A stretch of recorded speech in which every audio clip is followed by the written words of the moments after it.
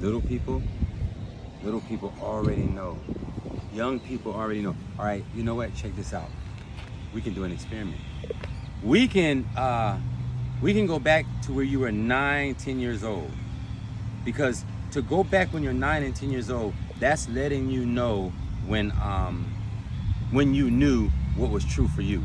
Because a 9 or 10-year-old, they don't have the worries of an adult, right? So these young people minds, like Bliss's mind, is wide open.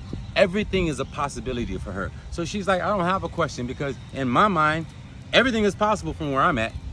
That's why they have so much fun all day, because everything is possible from the mind of a child. And so if you go back into your childhood and you think about it, man, what did you say you were gonna be? What did you say you were gonna do?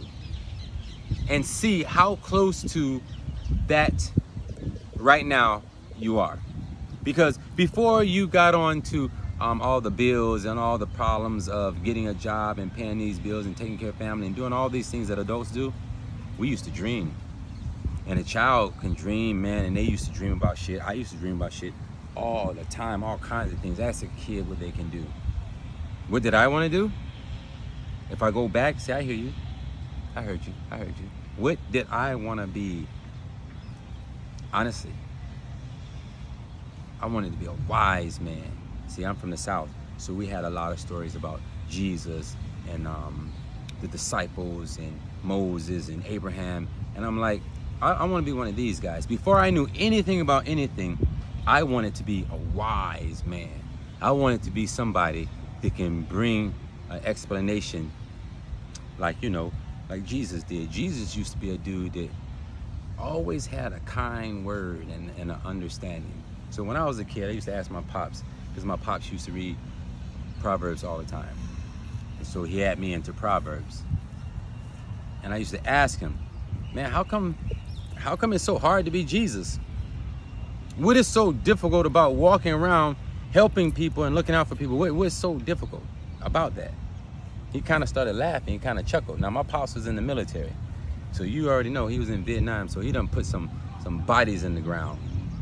And so for someone to have put bodies in the ground, of course they're gonna chuckle, because in his mindset, it's pretty impossible to walk like someone that raised the dead when you were putting people into the ground. So when I looked at my pops, I said to myself, and I didn't say that, the spirits used to talk to me all the time. Spirits like, he'll never touch it. He'll never touch it. He will never touch that understanding. He's too far gone in the flesh. But it is possible. It is possible to walk with love. But in order to do that, you're gonna have to walk through some serious hell. What does that mean, man? You have to walk through hell. It's hot in hell, right? So I always wanted to be the wise man, not the smart man, but the wise man. So I sought out wisdom, and I prayed for wisdom, and I looked for wisdom, and I be damned if I didn't catch it. I found it. I got it. You have to sacrifice? No. Nope. I don't believe in a sacrifice. I believe in, hey, what do you want? You want to play in the NFL, NBA, Major League? You want to be a teacher? You want to be a lawyer? You're going to have to go through all those steps to get it. Is that a sacrifice? Do you get what you want? Nah, man. That's an even trade as far as I'm concerned. So I don't know. I don't even understand what sacrifice is. It's a responsibility because you want something. So there's no such thing as a sacrifice. No, I didn't sacrifice anything. I knew what I wanted. And as you walk and you find out, hey man, this is what you have to do now. You're like, whoa, all right, let's go. Because I already know what I want. And how do you know what you want? I know who I am. I think that'll do it. You know what you want because you know who you are. And I've spent time in this flesh. When you spend time in the flesh, you start seeing a lot of things, you start understanding a lot of things. And then all I want to do is share with you cats, man. I just want all of you guys to have an open mind about things. Don't be so closed-minded because someone told you something, someone showed you something. That someone wants you to be a certain way. They want you to think a certain way. They want to take your energy vibration and they want to direct that energy. You have got to be free. You have to be free in your mind. You have to be able to love. And you have to be able to love past pain. And I ain't talking physical pain, man. I'm talking about the pain of the stories from our past. The pain of the stories from our history. The pain of the story of what happened to you, what happened to someone that you saw. You gotta learn to love past that pain. If you can learn to love past that pain, there's something on the other side that is so bright. I mean, it is so bright because you learn how to love past that pain. Because pain is what you see anyway. Here it goes to, once again, emotions and feelings. Pain, that kind of pain is all emotional, because when I see something from my past and history and the way they're telling it, they trigger something inside of me like that. But then as I got older and I started looking at that and I started looking at the totality of it, I am not this anymore. Like, I'm more or less like, oh, wow, that had to happen for me to understand that. That's a sacrifice. I'm not sacrificing. When I saw that brother hanging in the tree, and then I had this first, and then I got older and I had this, like, oh, I get it. He had to hang for me to get it. That was the sacrifice. So no, man, as long as we're breathing and we can be perfect by changing and accepting change and accepting change, so we can learn from our past. And when you're young and you don't have a repertoire of life experiences, you're always gonna be coming at shit like ready to knock somebody out. But as you start getting older, you start realizing what the spirit is trying to show you, and then you start getting it, because then you can look at the same old picture and you'll be like, I got it.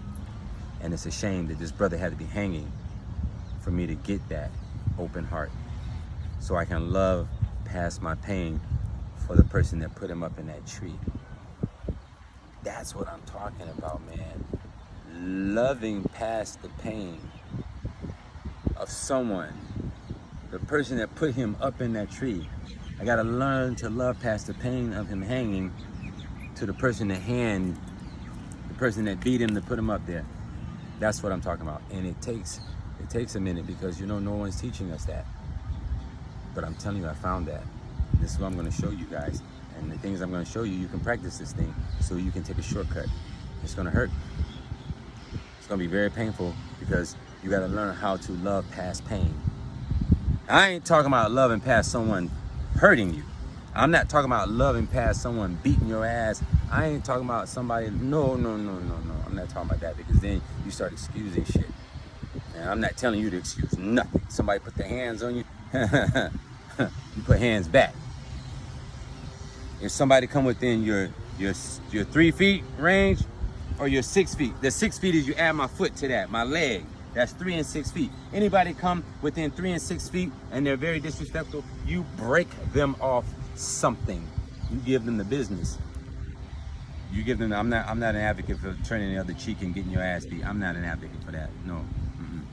But one day, once you become wise and you can see stuff, people won't come to you with that anymore. That's what's gonna happen. When you get wiser, and that means getting a little older, people don't come to you with that. People really look at, you've been through some shit, and they respect. We do respect our elders, especially elders that have something to say. And I have something to say to you young humans. Whether you listen or not, I'm telling the truth. And I'm gonna watch you. I'm gonna watch and see what happens to all of you guys. So does that answer any of your questions? You got any more questions? See, my little questioner back there is a little quiet. I think that what we should have is a direct dialogue communication. I would like to have the doubters, whoever they are, whatever they want to say, because those are the people that I want to reach the most, because their mind is open. The people that are doubt, minds are open. The people that, the naysayers, the haters, their minds are open enough to ask honest questions that they're feeling. That's why I love them, because they come around, all of them do. And I trust them more than I trust somebody to sit up here nodding your head. You can be nodding your head and be FBI. You can be nodding your head and CIA. You can be nodding your head. And if you keep your mouth shut, I don't know who you are, you just nodding your head. But all these haters, when y'all speak, man, y'all are not hating. Y'all are interested in what I'm saying or what any one of us is saying, and you have the right. You have the right to question anybody that decide to come out public and talk about what they think is true to them or whatever. So I welcome all those people, because those people keep me sharp. Y'all keep me thinking. These head nodders, I got my eyes on y'all. I got my eyes on your head nodders, because the head nodders aren't saying nothing, man. And then you make me nervous if you over there and you ain't saying shit. I'm like, oh no. Okay, so then I'll ask the head nodders, hey, you feel me? They're like, yeah, man, I feel me. So what do you think? Yeah, man, it was cool. You know what I'm saying? I feel. What do you think about what I said? They ain't heard shit. So they might be who? I don't care. But I know the naysayers, you haters, you people that got something to say, I love y'all, because y'all are gonna speak your truth, and I welcome that shit. How else am I gonna get perfect if you don't sharpen me? If you don't say something to make me think about it, and make me think and grow, shit, I'll change. And don't be afraid to say, I changed my mind. I learned something new. Today I said this, yesterday I said that, but today I'm gonna be this way. Do not be afraid. Do not be so rigid in your words. Don't take your vocab so literal. Be willing to be flexible, and be willing to be flexible in public and say, nah, I used to think this because of this, but I learned this. This is why I think like this now. Show people your path of learning, wisdom, of change, perfection. You feel me? All right. That was fun today. That was fun. That was fun. And remember people, you're a god. You're a fucking god.